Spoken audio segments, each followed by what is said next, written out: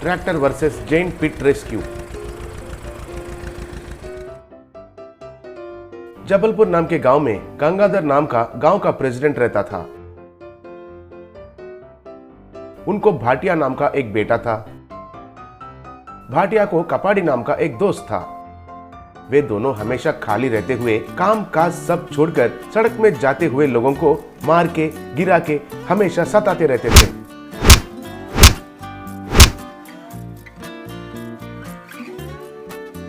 इनके ये हरकतों को कुछ दिन झेलकर एक दिन सब गांव वाले मिलकर गंगाधर के घर गए थे। भाई साहब, आपका बेटा और उनका दोस्त का शैतानी हरकतें बहुत बढ़ गए हैं। उनको कुछ कहना है तो आपका ही याद आता है। आपका अच्छाईपन देखकर हम अपने आप को रोक रहे हैं। भैया, आपका बेटा और वो कपाड़िया मिल गए तो दो बंदर का मिलना जैसा है। पूरा गांव में हल्ला करके सबको परेशान कर रहे हैं भैया। मैं भी वही सोच रहा हूँ जी। कितने बार कहने से भी ये दोनों येड़े नहीं सुधर रहे हैं, इसलिए मैं उनको व्यस्त रखने के लिए सोच रहा हूँ। हमारे गांव में रोड का नया कॉन्ट्रैक्ट आया है ना, वो उनको देने के लिए सोच रहा हूँ। जैसे भी वो काम में लग जाएंगे तो काम का मूल्य पता चलकर थोड़ा सुधर सकते हैं ना। कुछ ना कुछ तो करो भैया, लेकिन वो दोनों हमारे पास नहीं आना चाहिए। अगली बार हमें सताया तो हम सब मिलकर उनको खूब मारेंगे। कहकर सब लोग वहाँ से गुस्से से चले गए। अगले दिन कपाड़िया और भाटिया को बुलाकर प्रेसिडेंट ने उनको गांव का रोड का कॉन्ट्रैक्ट दिलाया। पिताजी, अब देखते रहिए, हम दोनों मिलकर रोड बनाकर जोर दिखाकर हल्ला मचाएंगे। इस रोड के झटके से गांव में आपका नाम और भी रोशन हो जाना चाहिए पिताजी। ऐसे करते हैं। तब वो दोनों ट्रैक्टर में मिट्टी को लाकर जेसीबी से मिट्टी को लेवल करके थोड़े ही दिनों में अच्छा गुणवत्ता वाला रोड बनाए।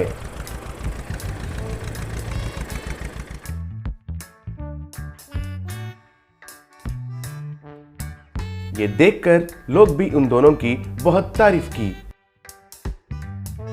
ऐसे 4 दिन गुजरने के बाद फिर से वो दोनों बंदर जैसे हरकतें करके लोगों को फिर से सताना शुरू किया।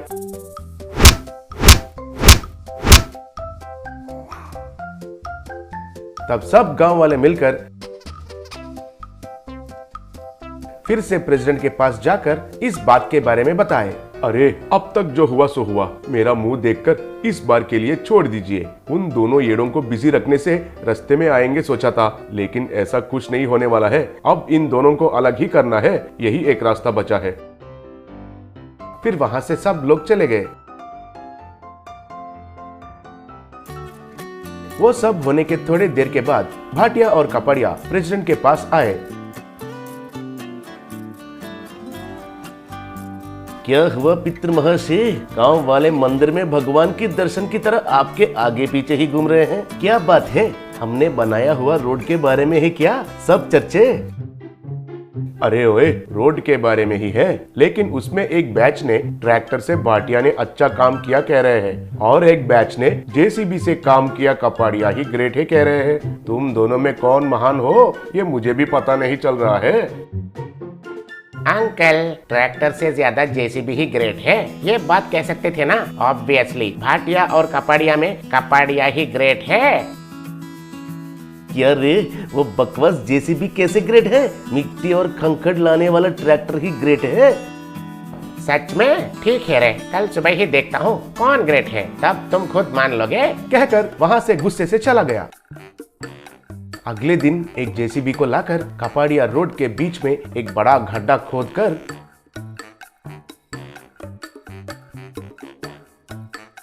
उसमें तालाब का पानी आए जैसा किया। फिर वो गड्ढा पूरा पानी से भर गया। थोड़ी देर के बाद ट्रैक्टर में लोगों से आते आते रास्ते के बीच में गड्ढा को देखकर भाटिया ने सडन ब्रेक मारा। उसकी वजह से ट्रैक्टर में से भाटिया उड़कर गड्ढे में गिर गया।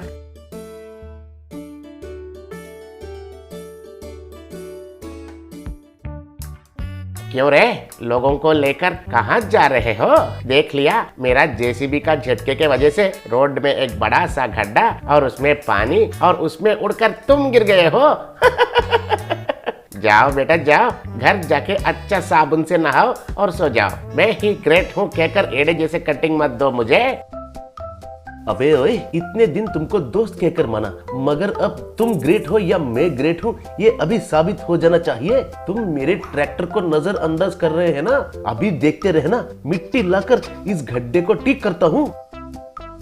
अबे ओए, मैं बहुत अच्छा आदमी हूँ, मर्यादा से तुम हार गए कहकर मान लोगे तो अच्छा होगा, नहीं तो मैं इधर का इधर तुम्हारा धुलाई करता हूँ। क्यों रे, इतना मत समझ रहे हैं अपने आप को? आ जाओ देखते हैं किसमें कितना है दम। तब भाटिया बाहर निकलकर कपाड़िया के पास गया। अब दोनों मिलकर एक दूसरे के साथ झगड़ा करने लगे।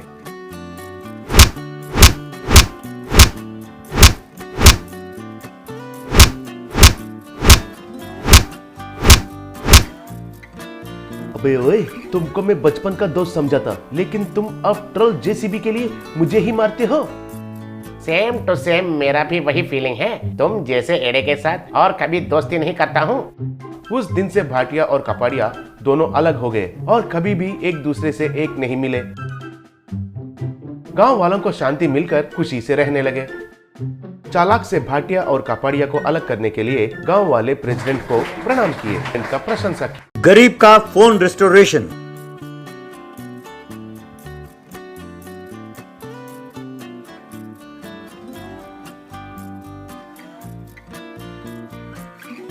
एक गांव में चुंकी नाम का एक गरीब लड़का रहता था। वो कूड़ेदान में से प्लास्टिक बोतल्स और प्लास्टिक के लिफाफे सब जमा करता था।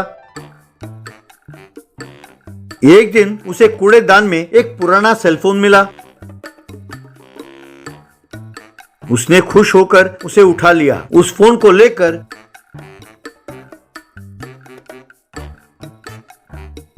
चूंकि अमित नाम के सेलफोन रिपेयर वाले के पास गया। सर, क्या आप देखकर बता सकेंगे कि इस फोन को रिपेयर करने में कितने पैसे लगेंगे? अमित उस फोन को देखकर, क्यों रे, मैं तुझे कैसे दिखता हूँ? कूड़ेदान में से फोन उठा कर ले आए और मुझे रिपेयर करने के लिए कहते हो? अब तो इसे सिर्फ जमीन में गाड़ना होगा, इसको रिपेयर नहीं कर सकते।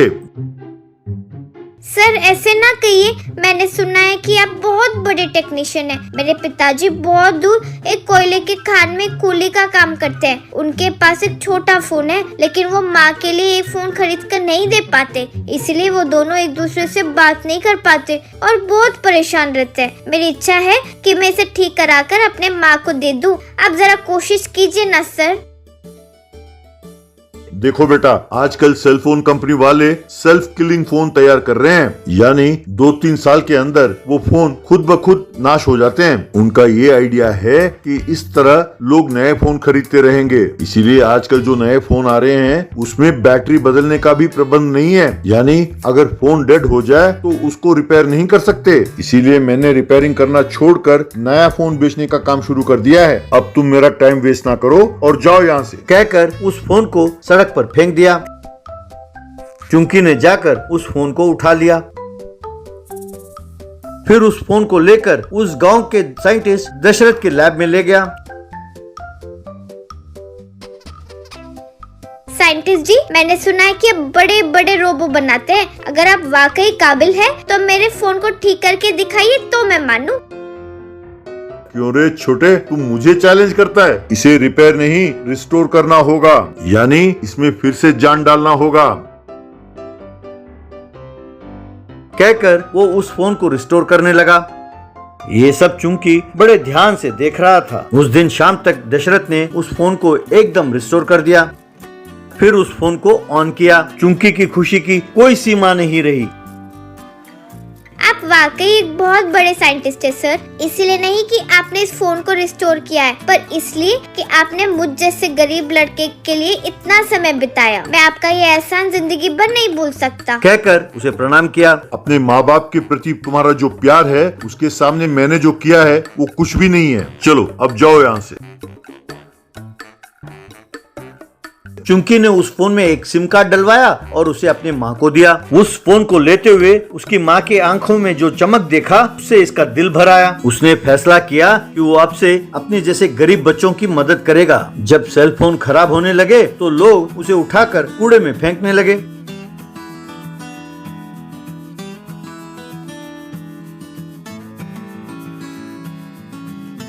उस गांव में हर हफ्ते कूड़ेदान में सेल फोन की ढेर लग जाती। उन सब सेल फोन्स को चुमकी जमा करने लगा। फिर जैसे साइंटिस्ट ने किया, वो खुद इन सेल फोन्स को रिस्टोर करने लगा।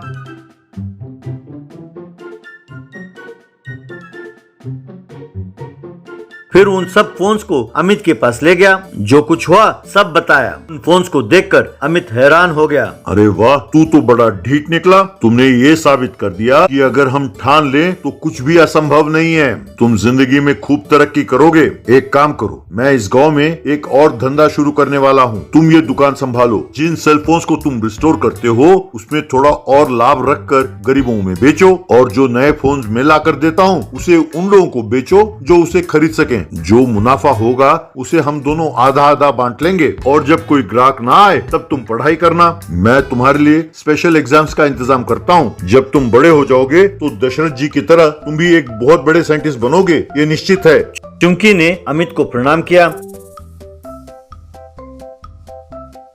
इस तरह चुमकी ने जो सेलफोन्स रिस्टोर किए उन्हें बहुत ही कम दाम में गरीबों को बेचने लगा। वो बहुत खुश हुए।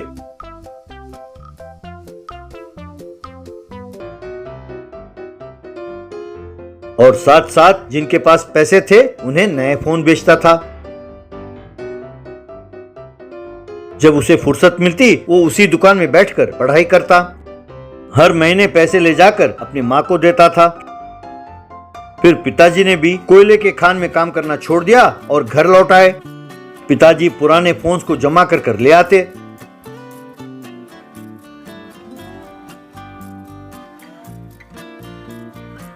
चुमकी उन फोन्स को रिस्टोर करके दुकान में बेचता था।